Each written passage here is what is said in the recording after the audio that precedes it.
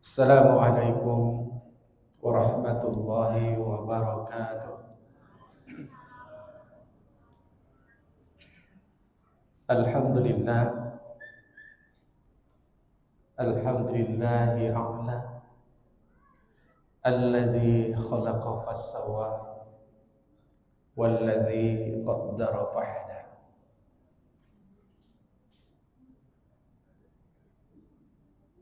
Qalu subhanaka la illa ma 'allamtana innaka antal alimul hakim. Asyhadu an la ilaha illallah wahdahu la syarika lah wa asyhadu anna Muhammadan abduhu wa rasuluh la nabiyya ba'da. Allahumma shalli ala Muhammad wa ala alihi wa ashabihi wa man tabi'ahum bi ihsanin ila yaumiddin.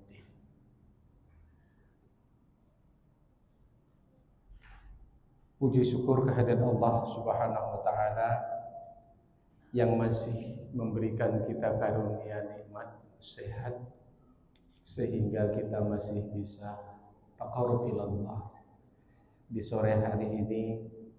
Semoga keluangan waktu yang kita manfaatkan dalam rangka thalabul ilmi ini menjadi pertanda bagian bahwa ini adalah dalam rangka untuk memanfaatkan ilmu, memanfaatkan umur guna menambah ilmu. Insya Allah ini bahagian daripada syukur atas nikmat usia. Salawat dan salam semoga tetap tercurah pada uswatun hasanah kita Rasulullah sallallahu alaihi wasallam, dan semoga kita semuanya insya Allah adalah orang-orang yang akan terus diberi kemudahan oleh Allah dalam menghidupkan sunnah-sunnahnya. Amin ya rabbal alamin. Bapak, Ibu, dan saudara-saudaraku sekalian, sebagaimana tadi telah disampaikan oleh pembawa acara, ada sedikit judul barangkali yang mungkin agak sedikit sepertinya wah gitu. Kenapa ini judul saya pilih dan kenapa materi dan tema ini juga perlu saya sampaikan? Kita saksikan hari ini bahwa konstelasi kondisi Jazirah Arab khususnya Palestina dan pergerakan Zionis Israel masih terus berlanjut meskipun Allah telah menurunkan bala tentaranya berupa api, badai, petir, banjir, dan lain-lain sebagainya. Tapi mereka sepertinya masih memiliki sisa-sisa kekuatan untuk melakukan penistaan, melakukan apa yang mereka inginkan terhadap saudara-saudara kita di Palestina. Maka jangan lupa, selipkanlah doa buat saudara-saudara kita yang di sana. Setidaknya itu yang bisa kita lakukan.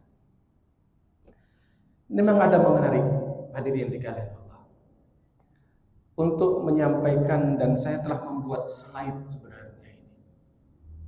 Slide ini kurang lebih kalau disampaikan untuk 3 kali pertemuan. Saya sudah sampaikan ini terakhir di Dinas Kesehatan di ConocoPhillips, materi yang sama. Kenapa saya dipanggil oleh Dinas Kesehatan? Sebab beberapa tahun yang lalu saya pernah menjadi ketua ASPETRI, Asosiasi Pengobat Tradisional Indonesia, dan salah satu orang yang menolak vaksin, termasuk ketika di sini dulu Pak Mariadi atau Pak Ustadz ya dulu ya, kita ngundang orang Dinas Kesehatan datang mau memvaksin anak-anak kita. Saya tidak tahu kalau ada orang Dinas Kesehatan yang datang. Dan Dinas Kesehatan mau menjelaskan masalah vaksin terhadap orang tua santri kita. Maka ketika itu saya tiba-tiba merubah judul membahas masalah vaksin. Alhamdulillah, tidak jadi. Maka itu saya dipanggil untuk menjelaskan. Dan ketika saya jelaskan, mereka baru. Pada dasarnya, sebahagian mereka juga paham tentang itu. Baik. Fenomena-fenomena seperti ini akan terus kita temui nanti. Yahudi dan pernak-pernik yang ada di seantero dunia ini. Berangkat dari sebuah tulisan yang saya baca dalam sebuah buku dengan judul Why the Jews Smart? Kenapa sih orang Yahudi itu smart? Ini buku ditulis oleh Dr. Stephen Carlson. Beliau adalah orang yang bekerja di rumah sakit yang ada di Israel sana. Beliau membuat buku. Dan buku ini sudah terjemahkan ke berbagai bahasa. Alhamdulillah saya masih dapat yang versi aslinya. Tapi sekarang nggak tahu bukunya kemana karena dipinjam, tidak pernah dibalikin lagi. Ada 3 pertanyaan besar dalam buku itu. What happened God give to access for them? Mengapa Allah memberikan kelebihan itu kepada orang-orang Yahudi? Ada sementara jawaban, is this fortunately? Apakah itu sebuah kebetulan atau hanya sebuah keberuntungan? Or effort most the Jewish people self? Atau memang kebiasaan yang diupayakan oleh orang Yahudi itu sehingga hidup mereka menjadi smart? Yang dalam kitab-kitab yang lain yang saya baca, setidaknya saya mendapatkan 3 kitab yang kurang lebih menjelaskan yang sama. Pertama, buku yang ditulis oleh Anton Pandan, Rahasia Bisnisnya Yahudi. Ada lagi yang ditulis oleh Maheswara, Rahasia Kecerdasan Orang-orang Yahudi. Dan ada yang ditulis terakhir, inilah yang menjadi rujukan saya, yang banyak saya jadikan slide, yang ditulis oleh Al-Ustadz Profesor Abdul Wahid. Beliau menulis sebuah buku berjudul Menguak Rahasia Cara Belajarnya Orang Yahudi. Ibu bapak yang dimuliakan Allah, dalam kesempatan ini saya tidak ingin untuk mengagungkan orang Yahudi, bukan. Tapi kenyataan bahwa banyak orang Yahudi itu yang secara genetik memang cerdas. Dari dulu hingga kini. Contoh misalnya, kita pernah membaca, kalau kita yang belajar sejarah ataupun di dunia penelitian, ada Dr. Albert Sabin. Beliau adalah seorang penemu vaksin polio. Ada Baruch Blomberg yang menemukan vaksin penyakit hepatitis B. Ada juga Dr. Benjamin, penemu jarum vaksinasi. Ada Bernard Kahn, penemu biofisikawan, pemenang hadiah Nobel dalam transmisi neuromuskuler. Ada lagi Dr. Andres Kelly, endokrinolog, pemenang hadiah Nobel dalam bidang endokrinologi, gangguan pada sistem endokrin, diabetes dan hipertiroid.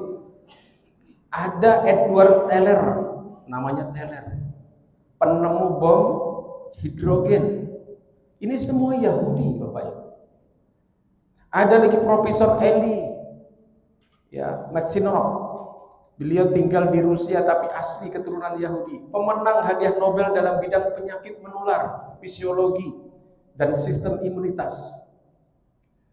Dan yang menghebohkan dulu namanya Felix Bloch, kalau kita masih ingat dulu dijelaskan oleh guru fisika kita. Siapa beliau? Penemu bom atom pertama di dunia. Yang dari penemuan ini akhirnya 3 anak muridnya, salah satunya Profesor Szilard dan Robert Oppenheimer dan Neil Bohr, lantas menciptakan bom atom dan bom nuklir buatan Yahudi. Siapa lagi? Banyak lagi kalau saya bacakan satu persatu ini, ya. Dan yang hari ini kita pakai contoh Larry Page, penemu mesin Google, orang Yahudi. Ya, Mark Zuckerberg, yang kalau hari ini masih ada yang berhobi Facebook pria, itu penemunya juga Yahudi. Bill Gates, nah sudah, kalau di rumahnya ada laptop, ada komputer, udah pasti pakai ini. Penemu Microsoft, dan sekarang beliau lagi mengembangkan vaksin yang konon ceritanya kemarin mau diuji cobakan di Indonesia. Nauzubillah, mudah-mudahan jangan ikut. Kenapa? Nanti saya ceritakan. Mudah-mudahan waktunya cukup. Ya, maka mungkin tidak ada tanya jawab. Nanti tanya jawabnya kalau sudah selesai Isya saja. Mudah-mudahan ini dari 3 pertemuan slide ini saya bisa ringkas. Dan masih banyak lagi Bapak Ibu, ya. Kalau saya bacakan satu persatu panjang nanti. Intinya, benarkah Yahudi itu bangsa yang paling unggul? Sebab sampai hari ini orang-orang Yahudi itu masih percaya bahwa mereka adalah orang-orang ras yang memiliki genetika bangsa paling unggul. Dengan mengklaim memiliki tingkat kecerdasan intelektual atau IQ itu melebihi rata-rata kebanyakan manusia yang ada di muka bumi ini. Maka tidak heran kalau di dalam kebiasaan orang Yahudi itu menyebut bangsa lain selain bangsa Yahudi itu dengan goyim. Goyim itu bahasa Ibrani, artinya bangsa-bangsa lain selain ras Yahudi yang diciptakan oleh Allah hanya untuk melayani orang-orang Yahudi. Itu bahasanya, kasar sepertinya. Dalam penjelasannya, goyim itu apa ya?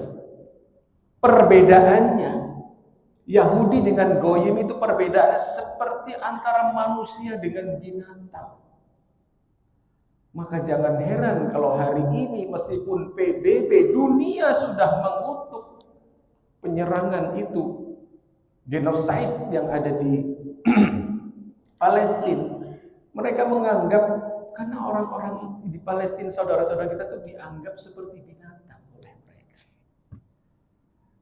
Tapi jangan pernah menjadikan ini kita stop untuk terus menyuarakan kejahatan dan kemunafikan Yahudi. Jangan pernah berhenti, setidaknya doa. Nah, sekarang pertanyaannya, benarkah Yahudi itu bangsa yang paling unggul? Al-Quran Bapak Ibu yang telah menjelaskan. Silakan nanti dibuka surat Ad-Dukhan, salah satunya ya, ayat 32. Surah ke-44 ayat 32. Walaqad ihtajnahu ma'ala ilmi 'alal alamin, kata Allah. Dan sesungguhnya telah kami pilih mereka tanda kutip. Mereka tanda kutip di sini adalah bangsa Bani Israel yang di dalamnya ada kelompok Yahudi. Dipilih untuk apa? Dengan dilebihkan pemahaman tentang ilmu pengetahuannya atas umat-umat yang ada di muka bumi ini. Memang Allah yang sudah memberikan kepada mereka. Jadi konon ada cerita dulu, ada seorang dokter, maaf, ini cerita wallahu alam karena ini hanya sebuah kilawaqala menurut saya. Kalau kepala ini dibelah, di otak ini diambil, otaknya orang Yahudi itu volumenya memang lebih besar ketimbang otak-otak orang kebanyakan, apalagi orang-orang kita Asia. Secara volume saja itu udah berat mereka.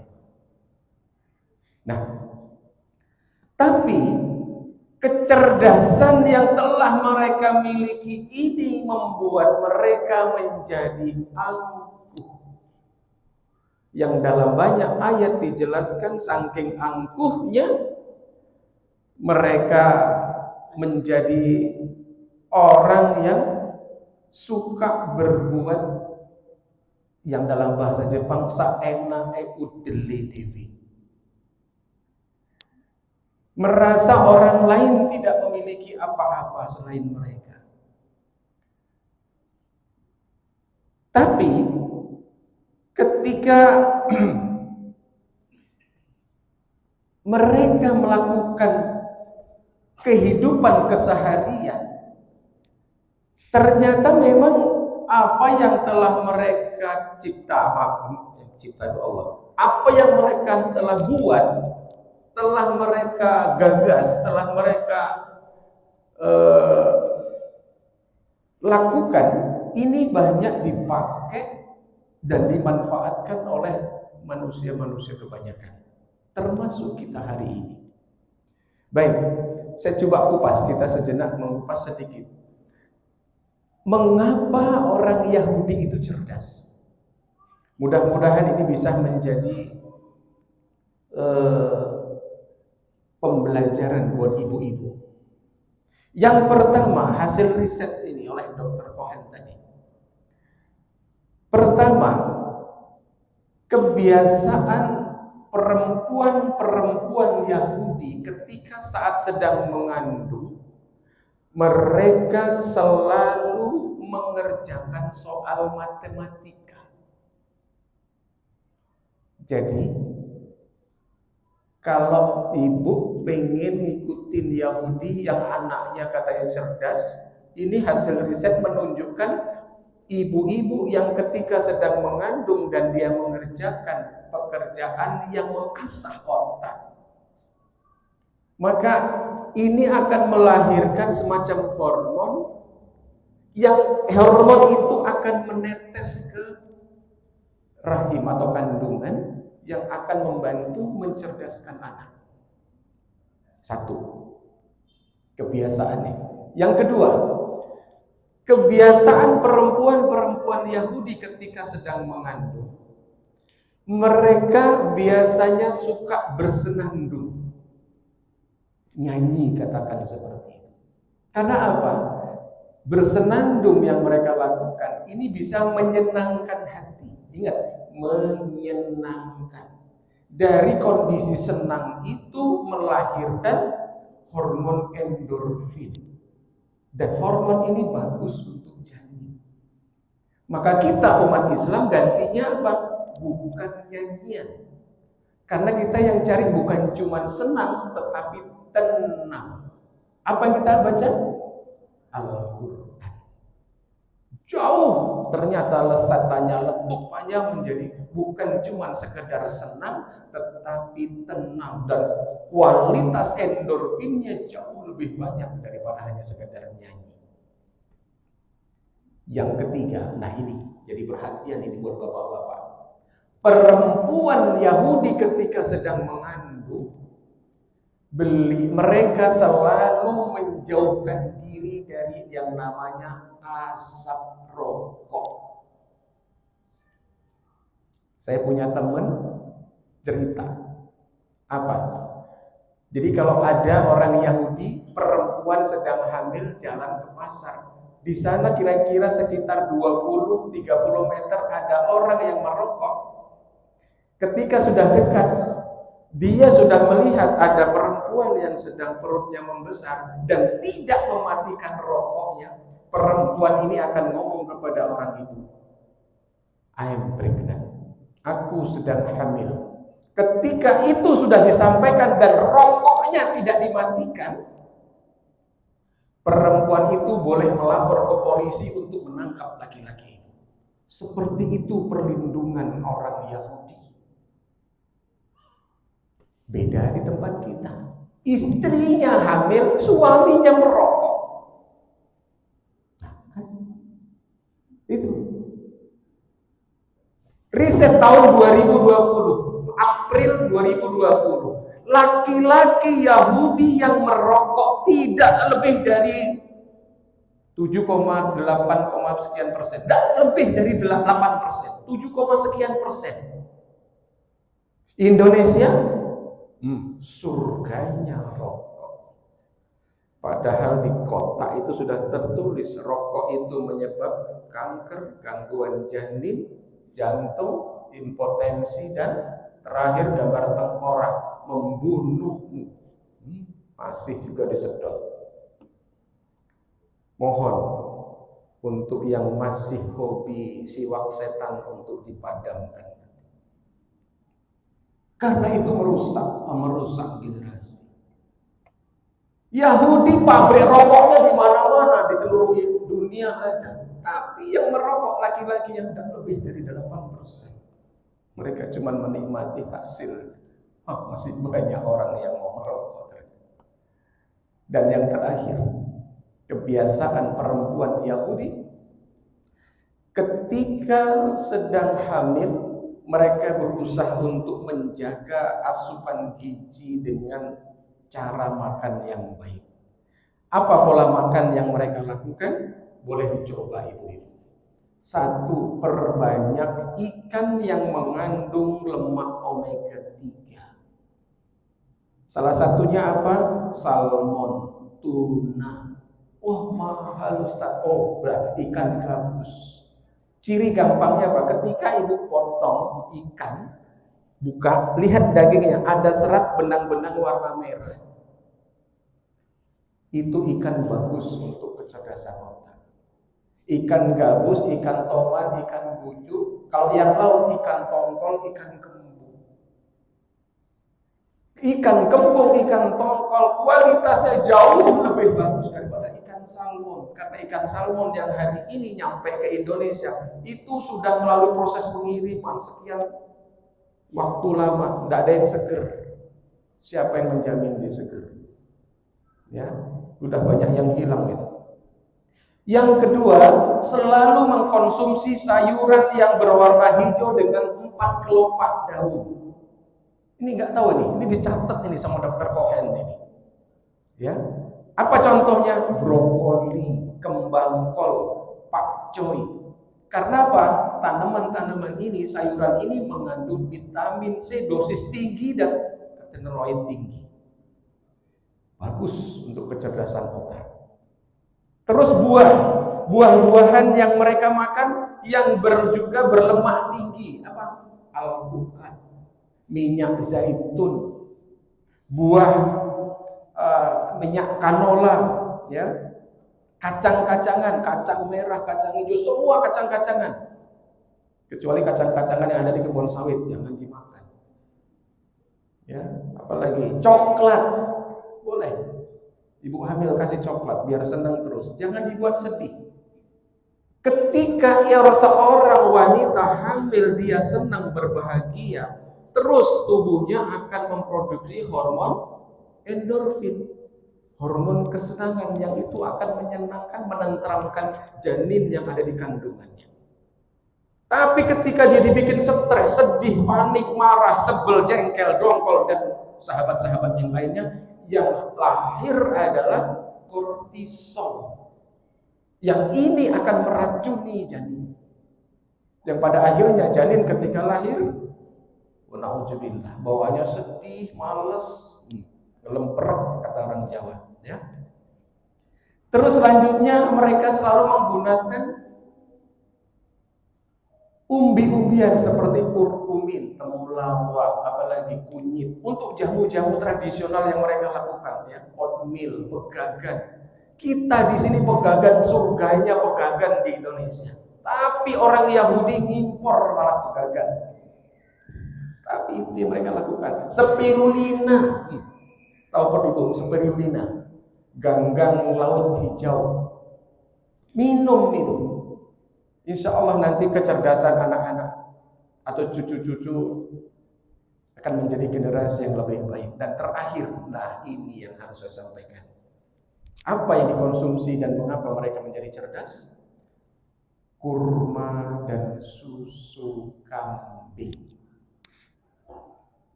Setiap hari konsumsi mereka tidak boleh tertinggal. Ketika usia sudah trimester pertama, di rumah mereka selalu ada yang namanya kurma dan susu kambing segar. Qadarullah, 2011 saya pernah membawa jamaah pas umroh Ramadan.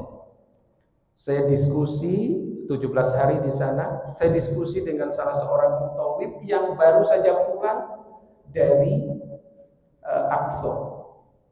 Apa dia bilang? Ustadz, saya tahu Ustadz kan ahli Tibbun Nabawi. Coba tolong diteliti. Kenapa? Sepanjang perjalanan saya ziarah di Al-Aqsa, banyak sekali orang-orang memelihara kambing. Orang Yahudi.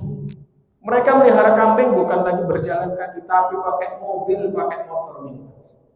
Jumlah kambingnya ribuan. Tapi ya apa yang keluar dari negeri itu? Susu sapi, daging sapi. Pertanyaannya, kemana susu kambingnya? Kemana daging kambingnya? Ternyata mereka konsumsi sendiri.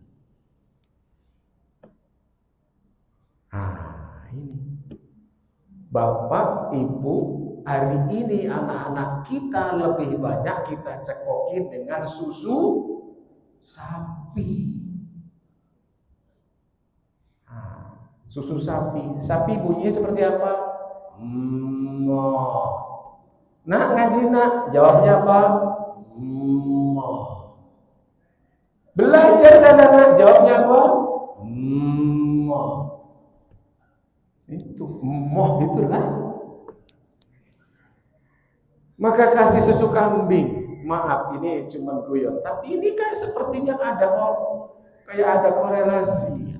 Kalau kambing bunyinya mana? Pulang sekolah cari maknya dulu cari. Mengapa? Kenapa kok kita harus mengupayakan susu kambing? Ini minuman dan daging makanan favorit kesukaan baginda Nabi.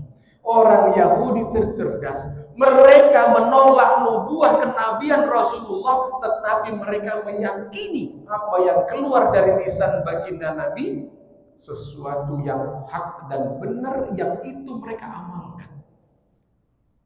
Beda dengan kita. Ayo, ya. Secara ilmiah, secara kesehatan, susu sapi itu sifatnya asam. Susu kuda itu yang paling asam. Susu onta asam. Tapi susu kambing sifatnya basah, sama dengan ASI. Jadi kalau anak ibu-ibu yang masih pasangan usia subur, ketika habis melahirkan kok mampet, katakanlah mungkin ada sakit atau gangguan sehingga ASINya tidak keluar, jangan buru-buru dikasih susu sapi, tapi berupaya cari susu kambing. Syukur bisa yang seger, kalau tidak dapat baru cari yang kotakan. Ya, silakan nanti baca. Saya ada sebuah buku namanya Don't Drink Your Milk yang ditulis oleh Frank Oski, ya, yang langsung direpresentasikan, diberi catatan khusus oleh Dr. Aprilianto, spesialis anak. Apa kata beliau? Dalam buku itu disebutkan apa? Banyak ibu-ibu yang memberikan susu sapi kepada bayinya dengan maksud untuk menguatkan gigi dan tulang.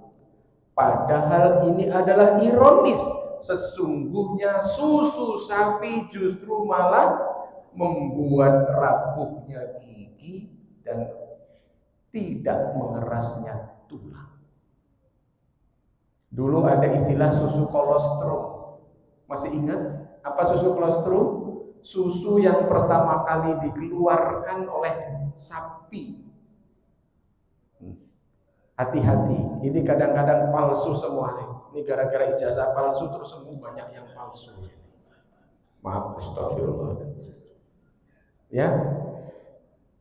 Catatan Dr. Aprilianto, susu sapi mengakibatkan alergi pada bayi serta diare dan kram perut pada anak-anak, dan untuk orang yang lebih tua ini akan menjadikan susah untuk mengingat. Maka sekarang kalau yang punya kebun, punya tanah, ayo peliharalah kambing.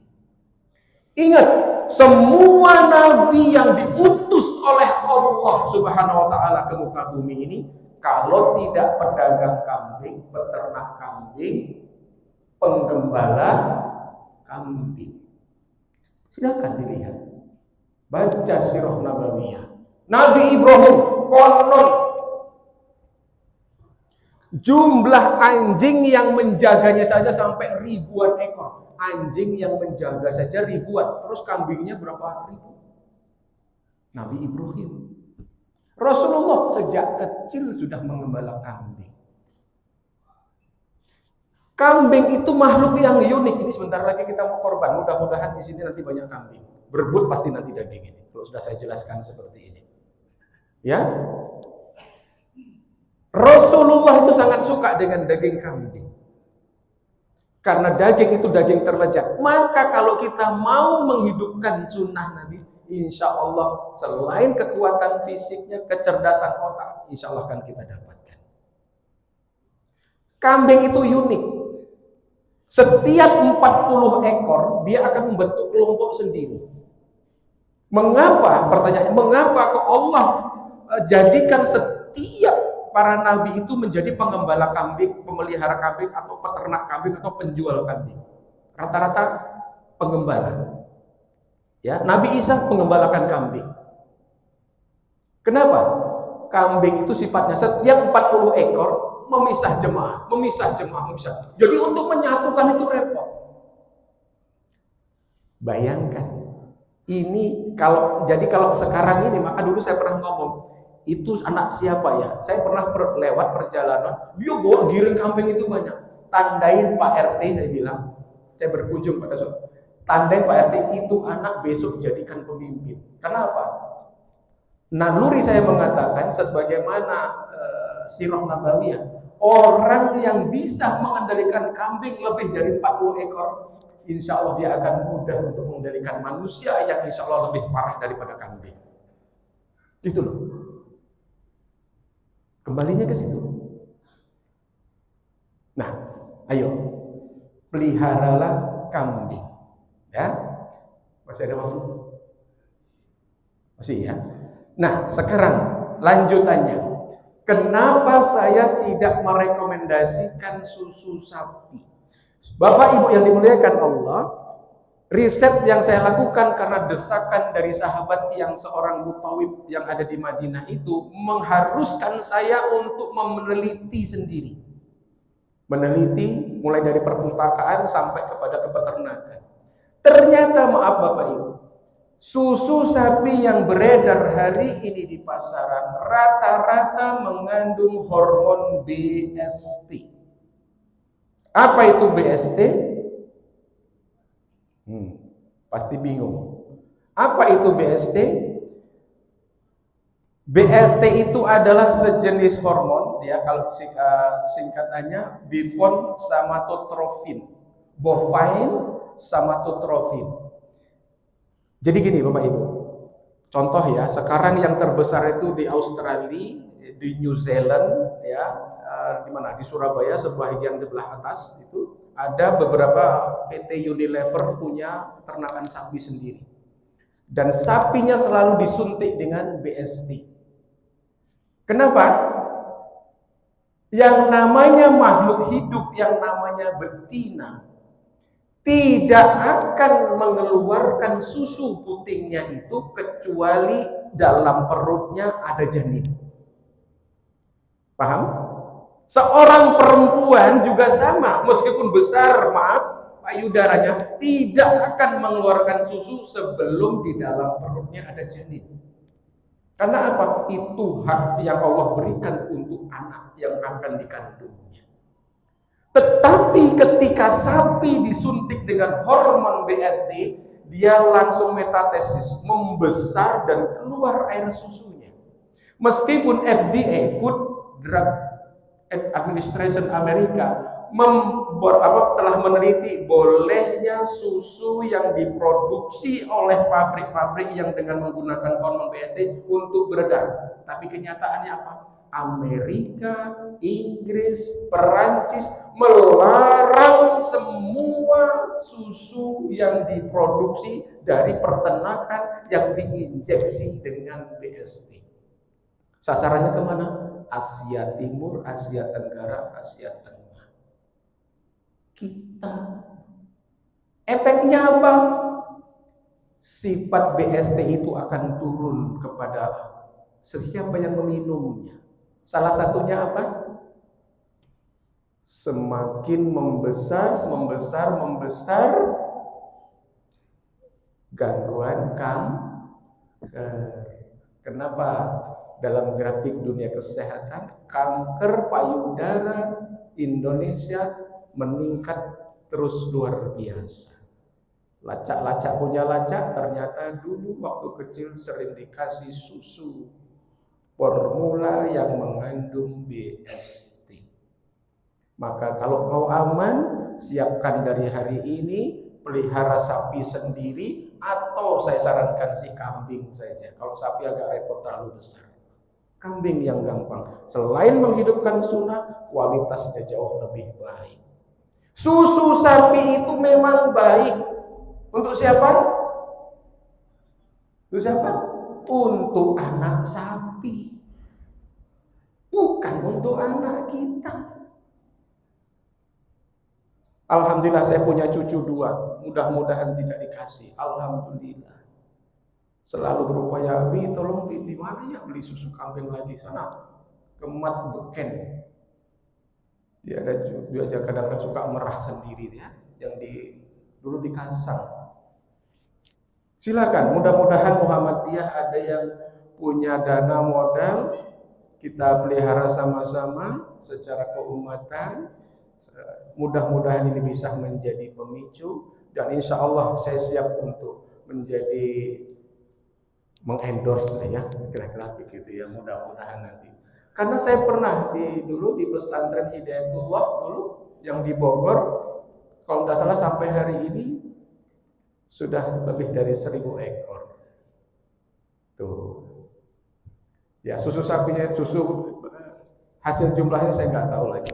Di Solo yang banyak memang, di Jogja, di lereng Merapi itu yang banyak. Nah, apa yang ingin saya sampaikan? Endingnya, ayo, kalau dunia kesehatan telah diperebut oleh orang-orang Yahudi dan orang-orang Nasrani, lalu timbul kadang memang kecemburuan kita. Lantas kita ini punya nggak kelebihan? Bapak Ibu yang dimuliakan Allah, setiap umat Allah berikan kelebihannya masing-masing. Yahudi diberikan dengan keluasan ilmu pengetahuannya. Ya, Nasrani diberikan dengan ilmu kesehatannya sesuai dengan nabinya. Nabinya bisa mengobati orang penyakit supa, penyakit kusta, ya, bahkan mayat bisa hidup, tapi nabinya, ya, Nabi Isa, umatnya insya Allah enggak. Dan kita jangan pernah cemas, ya. Kata Allah, kuntum khairan ummatin ukhrijat linnas. Sesungguhnya kalian itu adalah umat yang terbaik yang dilahirkan di antara manusia hari ini. Mengapa? Ta'muruna bil ma'ruf wa tanhauna 'anil munkar wa tu'minu billah. Keunggulan kita adalah kita bisa mempunyai hati, pikiran, dan akal yang kita bisa sinergikan untuk mengajak manusia berbuat ma'ruf, mencegah yang munkar, oleh karena dasarnya beriman kepada Allah Subhanahu wa Ta'ala. Dan ketika itu sudah kita lakukan, insya Allah kita akan menjadi manusia yang mendapatkan predikat yang paling mulia di antara manusia lain, sesuai dengan nama masjid kita, takwa.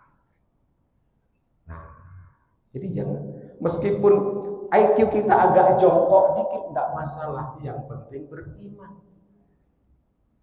Tapi jangan jongkok terus, berupaya. Kalau enggak, nanti kita akan mengkonsumsi makanan, obat-obatan yang diproduksi Yahudi. Setengah tahun yang lalu, 1 tahun yang lalu, MUI sudah membuat putusan beberapa produk-produk yang dilarang. Produk-produk yang ini apa? Alhamdulillah, nggak aqua ya. Ini produksi Jambi asli ini. Ini pabriknya pernah saya rupiah. Ya, di Kasangkuda pernah saya rupiah ini, karena pernah mobil jalan sendiri, conveyor jalan sendiri, sehingga pemiliknya bingung itu kenapa, ada sesuatu barangkali. Ya, itu Bapak Ibu yang dimuliakan Allah. Mungkin masih ada waktu sedikit, barangkali ada sesuatu yang ingin didiskusikan. Singkat saja tapi ada. Ibu jemaah sekalian, alhamdulillah maknanya sangat luar biasa. Ada Bapak Ibu yang jemaah berbahagia, jika ada yang mau bertanya kami persilakan.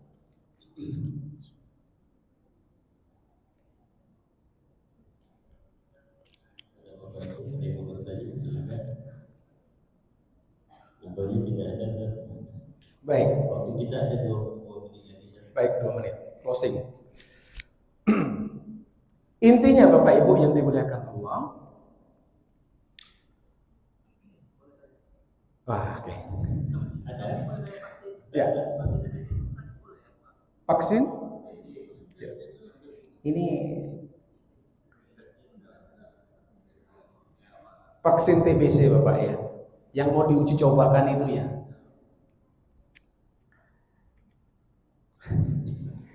Di sini ada orang dinas kesehatan enggak? Ada?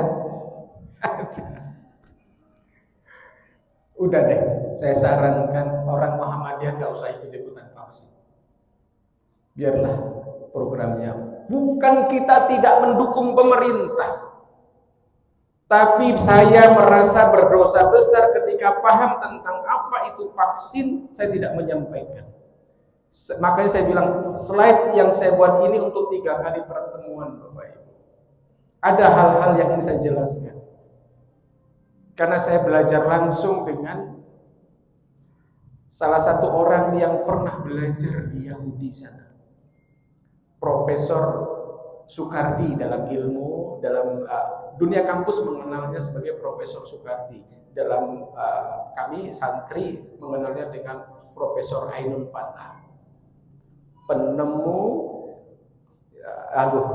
panjang nanti kalau diceritakan. Insya Allah nanti kesempatan lain saya sampaikan, supaya kita bisa apa gantinya vaksin. Insya Allah next kita akan bahas. Mudah-mudahan kajian kesehatan keislaman seperti ini bisa membuka wacana dan menjadikan kita tidak galau menghadapi keadaan yang berlaku. Wallahu a'lam bishawab. Mari sama-sama kita tutup dengan baca hamdalah. Alhamdulillahirabbil alamin. Istighfar bersama-sama, astagfirullahaladzim, dan kita tutup dengan doa kafaratul majlis. Subhanakallahumma wa bihamdik, asyhadu an la ilaha illa anta, astaghfiruka wa atubu ilaik. Nasrun minallahi fatun qaribun basiril mu'minin. Wassalamualaikum warahmatullahi wabarakatuh.